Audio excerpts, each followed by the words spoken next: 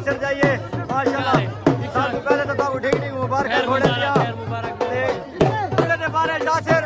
इस मुकाबले दे बारे तुसा क्या आते हैं इंशाल्लाह बहुत टफ मुकाबला थी और चले चली रेस आई जी हां पहले कुर्बानी नाल घोड़ी नाल दौड़ आई जी हां बिल्कुल घोड़ी बीमार थी गई आई जी हां बाद उन्होंने आज खान ऐलान कराया